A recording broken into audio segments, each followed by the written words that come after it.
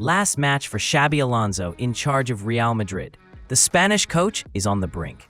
Manchester City knocked Los Blancos out of the Champions League. And we saw a very different version of Pep Guardiola's team. Barcelona, meanwhile, have cooked up a wild transfer idea. Is it genius or completely unrealistic? We'll get into that. Mohamed Salah's future is hanging by a thread. Liverpool fans are furious. And Lyon are trying to pull off an emotional homecoming for Karim Benzema. We'll talk about all that and plenty more today, friends. This is Football Frenzy, your daily dose of football and a top 10 of the hottest stories right now. I'm still on the road, so the audio might not be perfect yet. But hey, at least today's episode is already twice as long as the last one. Progress. If you're watching this over lunch, dinner, or a late night snack, enjoy your meal and enjoy the show.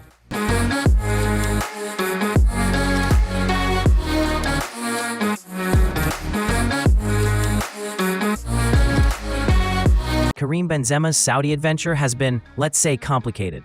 He arrived at a title-winning Al Ittihad side and somehow managed to break the whole thing.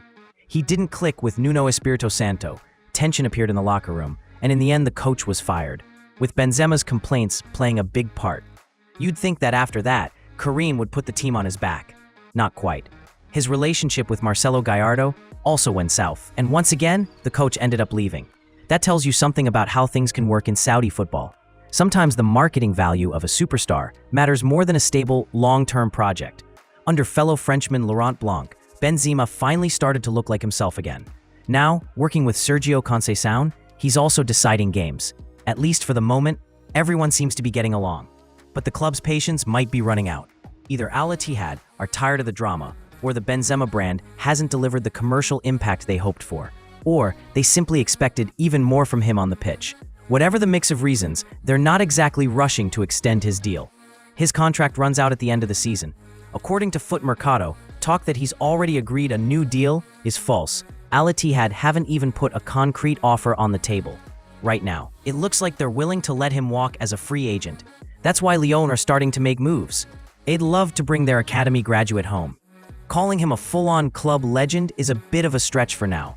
He only played 2 full seasons for the first team and scored 37 League One goals. For legend status, that's not a huge sample. Still, OL fans remember him fondly and dream about a comeback. Benzema has said more than once that Lyon will always be the club of his heart.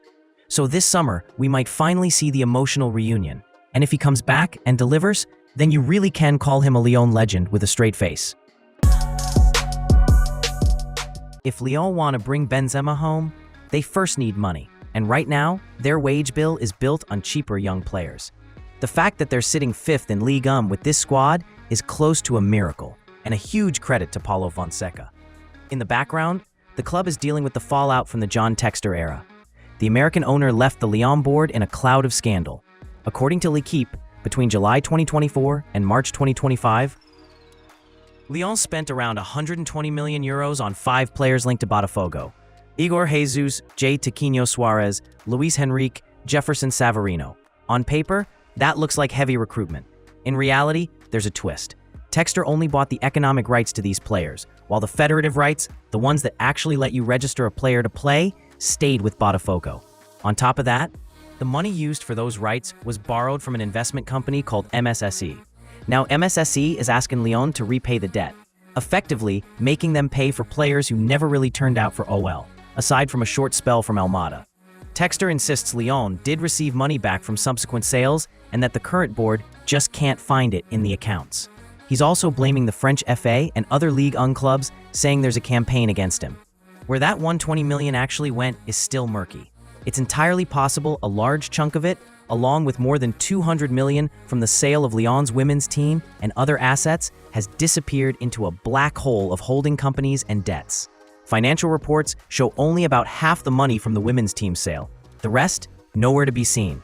At the same time, Textor boasts that the club finally turned a profit in May for the first time in a year, and claims previous owner Jean-Michel Aulas couldn't manage that. But the official accounts show huge losses.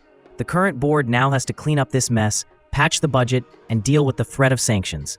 Under Textor, the club was close to getting relegated purely for financial reasons. Either he's one of the most clueless football executives we've seen, or he's been acting in a way that looks very, very self-serving. Mohamed Salah's future at Liverpool has never looked shakier than it does now. The Egyptian has gone directly against head coach Arne Slot, and what makes it stranger is that it completely contradicts Salah's own past words. Fans dug out an old interview where Mo said something very different. "I think as a player, you see many things differently. It makes you feel like everyone is against you, but no one is really like that, especially the coach. If he thinks the team is better with you in the lineup, he'll stick with you. A coach never makes decisions specifically against you. There's nothing personal in it." He went on to say he'd matured, understood that coaches think in tactical terms and don't carry out personal vendettas. And now, suddenly, Salah is claiming Slot isn't picking him for reasons that have nothing to do with football. Jamie Carragher called his comments disgraceful and said it's Salah who threw Liverpool under the bus, not the other way around. Thierry Henry added that he'd had plenty of issues with coaches during his career, but never went public with them, because that means putting yourself above the team. Wayne Rooney, Peter Crouch, and Steven Gerrard also criticized Salah's approach. What's interesting is that according to The Athletic, Liverpool's hierarchy still want to keep him. At the same time, they fully back Arne Slot and aren't even considering sacking him. If Salah was hoping that one interview would speed up the Dutchman's exit, it looks like he badly misread the room. The club will try to calm everything down and bring Mo back into the group, but there's a real possibility they'll decide to sell him in the winter. Back in the summer of 2023, Liverpool turned down a £150 million offer from Al Ittihad. Saudi clubs haven't given up. The Saudi Pro League CEO, Omar Mugharbel, said, "We would welcome Mohamed Salah in our league with open arms, but the job of negotiating with players we're interested in lies with the clubs themselves." Salah is definitely one of those players. According to Bild, Salah could even end up alongside Cristiano Ronaldo at Al Nassr. They're the most active club in the race and are reportedly preparing an official winter bid. If that offer is around the 100 million mark, it's hard to see a sporting or financial argument for keeping him. Unless by then, he has fully reconciled with Slot and found his best form again. People ask me all the time how I personally feel about it. Honestly, not great. I consider Salah an all-time Liverpool legend, maybe the greatest player ever to wear the shirt. But this specific behavior is ugly. It's not even the first time. Remember when Klopp didn't bring him on and Salah refused to shake his hand in front of the entire stadium? Moments like that leave a mark. And anyone who actually watches Liverpool's games knows his form this season has been poor. Fans were asking for him to be benched long before Slot finally did it. So I don't have questions for the coach here. I have a lot of questions for Mo. And if the club decides to move on after everything that's been said, I can't say I'll be shocked. Marcus Rashford has rebuilt his value and once again looks like a serious asset for top clubs. At Manchester United, he drifted badly, but at Aston Villa, he hit reset.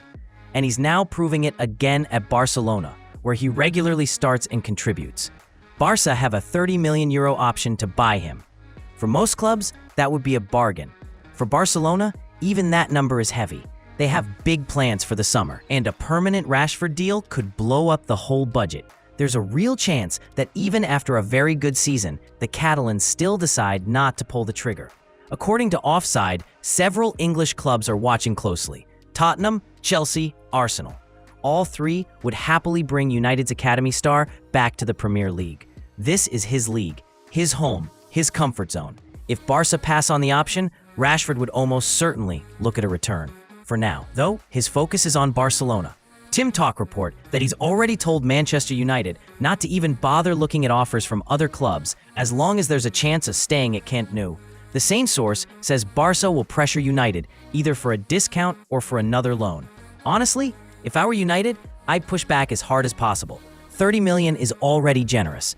Transfermarkt values him at around 40, and if he keeps playing like this, that valuation will only climb. Barca's financial problems shouldn't be an excuse for a half-price sale. Last summer, United already missed several good chances to sell him because Rashford insisted on Barca and only Barca. You can't let that dynamic repeat forever. At some point, you have to send a message that the club isn't going to be pushed around. No 30 million, no Rashford. And if Marcus prefers to sit on United's bench rather than push his club to pay up, that's his choice. He's not the only one in that situation. According to Football Insider, Jack Grealish is loving life at Everton and has fallen for the city of Liverpool.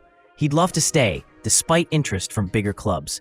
The issue is the same familiar combo: high wages and a big fee. City value him at around 57 million, while Everton can only go to about 34. Finding middle ground there won't be easy. Barcelona have made it pretty clear they like Julian Alvarez. On paper, he's almost perfect for them. Runs like crazy in the press, plays for the team, efficient in front of goal, doesn't force low percentage shots like Ferran Torres, finishes like a classic number 9, and he loves scoring on Real Madrid. So what's the problem? According to The Athletic, Atletico Madrid will only sit down at the table for around 200 million euros.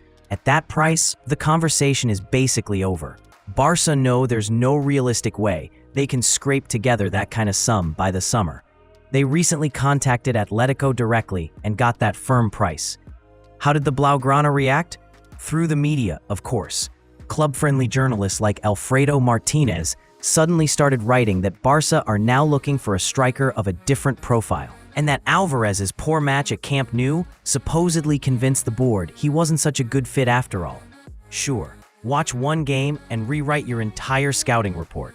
They also push the line that the club needs a more hard-working forward, pointing to Rafinha as someone who runs for two, while Alvarez supposedly doesn't press enough, which is wild because Julian is one of the hardest-working strikers in elite football. All of this feels like a very soft way of saying, we can't afford him, so let's pretend we didn't want him anyway. So who does fit Barca's budget and profile? According to Calcio Mercato, the Catalans have turned their attention to Moise Kean at Fiorentina. Thanks to a rough season in Florence, his fee could be relatively modest. Kean actually restarted his career under Rafa Palladino, but this year he's dipped again, like most of the team. His pluses: great dribbling, strong hold-up play under pressure, still only 25 despite all the miles, athletic and constantly moving. His main minus? Finishing. Right now it's hovering around Ferran Torres levels. If Barca bring in Kean to pair him with Ferran, that duo might convince us that the entire XG system needs to be rewritten from scratch. Before the Inter match, Arne Slot brought Alisson Becker with him to the press conference, knowing full well there would be questions about Salah. The Brazilian handled it perfectly, backed his coach, spoke calmly and respectfully about Mo, avoided pouring gasoline on the fire. He's a real leader, a proper pro, and still one of the 3 best goalkeepers in the world. Alisson can completely shut down a goal, like he did in that famous Champions League night against PSG, and he's very good with the ball at his feet. But his real superpower is how he reads one-on-ones. In that department, he's basically a tutorial with gloves on. But at some point, he'll leave Liverpool. That's just how careers work. City legend Ederson eventually couldn't handle the constant pressure and moved to Turkey, even though Guardiola begged him to stay and kept him for 1 extra season. Alisson is generally more relaxed, but Liverpool are already planning ahead. You don't spend 35 million euros on Georgi Mamardashvili just to park him on the bench forever. The Georgian was clearly signed with the future in mind and could step in as number 1 sooner rather than later, with Alisson heading back to Serie A. Journalist Akraf Valeri writes that Milan have already opened talks for the Brazilian. They want to sort everything early so they're not scrambling in the summer. Alisson's current deal has about a year and a half left, and so far, Liverpool haven't pushed to extend it. Milan, meanwhile, risk losing Mike Maignan. The Frenchman was ready to go last summer when Chelsea wanted him, but Milan's asking price was too high. He stayed, for now. This summer, he's set to be a free agent and has no intention of signing a new deal. Chelsea are planning to pick him up, and Milan see Alisson as the ideal replacement. In the end, everyone could get what they want, including Liverpool. If they truly wanted Becker locked down long-term, they'd already be deep into extension talks. It really feels like the expanded Club World Cup is starting to hit the teams that played in it. Real Madrid look completely drained. Manchester City often drop off badly in second halves, unless they're playing an exhausted Real. Chelsea burned bright for a couple of games and then collapsed. Atletico, same story. Inter, they've always run out of gas early. Nothing new there. Dortmund also look much weaker after the break. Although Niko Kovac questionable substitutions don't help. PSG are far from top shape too. Yesterday they couldn't beat Athletic Bilbao, and that's not exactly the toughest opponent they'll face. At least Matvei Safonov kept a second straight clean sheet. Chevalier might want to take notes. In contrast, Arsenal, who missed out on the Club World Cup, look fantastic despite a brutal injury list. Yesterday, the Gunners absolutely dismantled Brugge. The game was so comfortable that Gabriel Jesus even got minutes. For the first time in ages, Martin Odegaard scored a beautiful brace. His first goal was pure art, and Gabriel Martinelli's strike was at the same level. Even if you only watch the highlights, those goals alone were worth it. If you miss them, you know where to find them. I'll leave it at that. In Italy, the media are going hard at Luciano Spalletti after Juventus's loss to Napoli. He's only just taken over, but the criticism makes it sound like he's been on the job for 2 or 3 seasons already. Juve legend Claudio Marchisio slammed the decision to sub off Yildiz instead of Kean. I'd never take off a player like Yildiz. Despite his age, he has a strong character and nobody in the team has the qualities he has. Former Juve keeper Stefano Tacconi added, "Spalletti started well. We saw progress, but now we're seeing the same mistakes as before. Napoli were better in every aspect. Juve played very badly, no desire, no character." Paolo Di Canio piled on too, saying Napoli were better in attitude, work rate, fitness, mentality, and quality. In other words, everywhere. He also said Spalletti doesn't trust his squad the way Antonio Conte usually does. Sky Sport expert Fabio Caressa argued that Spalletti's tactics confused his own team. Cambiaso uncomfortable on the right, Kostic off on the left. Cambiaso again used in central defense, Yildiz at center forward. Commentator Stefano De Grandis said Spalletti made a mistake by going all in and publicly calling Juve title contenders, because after those words and that defeat, they've basically dropped out of the Scudetto race. And that's just a slice of what's being said. All this for a coach who has barely had time to change anything yet, with a squad that's been weakened by years of questionable transfer decisions. If this continues, the media could simply wear him down. The hope is that the Juve board know better and publicly back him. Juventus ended up in a long-term crisis in the first place because of constant coaching changes. Sarri in, then out. Pirlo in, trophies, but still out. Allegri back in, then out amid chaos. Thiago Motta in, then blamed and sacked. Igor Tudor as a stopgap. Then unexpectedly given a full contract. Now Spalletti is tried to rebuild something stable. If Juventus want to be truly competitive again, they need to give him time. At least a couple of full seasons, and build the squad with his game model in mind, instead of changing the project every time the headlines get loud. If they listen to the noise and fire him now, they'll just spin the carousel again and start from zero with the next guy. Ronald Araujo has fallen into a deep emotional crisis after his mistake against Chelsea. The backlash from fans hit him hard. So hard that he asked Barcelona for an indefinite break from football. According to Cope, the Uruguayan has suffered several anxiety attacks and is completely drained. Barca are backing him and have told him not to rush his return. Commentator Juanma Castaño said on El Tertulión that Araujo might never play for Barcelona again, that the situation is more serious than many people think. Pedri tried to send him a message of support. It's a tough situation. I want to give him all the support I can. You've already talked about it in private. He's part of our family. We love him very much, and we need him on and off the pitch. These things happen, mistakes on the pitch and off it. We all make mistakes, and we need him. For me, he's like a brother. I love him very much, and hope he comes back as soon as he's recovered. Club legend Gerard Piqué called for people to stop using footballers as a punching bag. Football shouldn't be a place where anyone can be insulted. It's time to start respecting professionals. He added that Araujo said enough, and that Barca are doing the right thing by listening and giving him the time he needs. I think fans in Spain, and really everywhere, need to take this seriously. There's a human being behind every mistake. Araujo has started his mental recovery. He decided to visit Christian holy sites in Israel, arrived in Jerusalem, and was seen at Ben Gurion Airport in Tel Aviv. Naturally, he refused to talk to the media. Let's wish Ronald peace of mind and a full recovery. And if, in the long run, a fresh start at a new club helps him, that might be the best thing for him. Another Real Madrid-Manchester City Champions League clash, another night of chaos. But this one may end up being decisive for Xabi Alonso. Under pressure and with a squad full of injuries, Alonso abandoned many of his own ideas and went back to Carlo Ancelotti's blueprint. Deep block, compact shape, counterattacks. In the first half, it actually worked. Real were excellent. Even Rodrigo, who hadn't scored in 32 games, suddenly woke up, played a brilliant half and found the net. Few people expected that. For the first 15 minutes especially, City couldn't cope. One attack after another crashed against their box. Under Carletto, Real often needed fewer chances than that to score. They used to play worse and still get better results. This time, luck went the other way.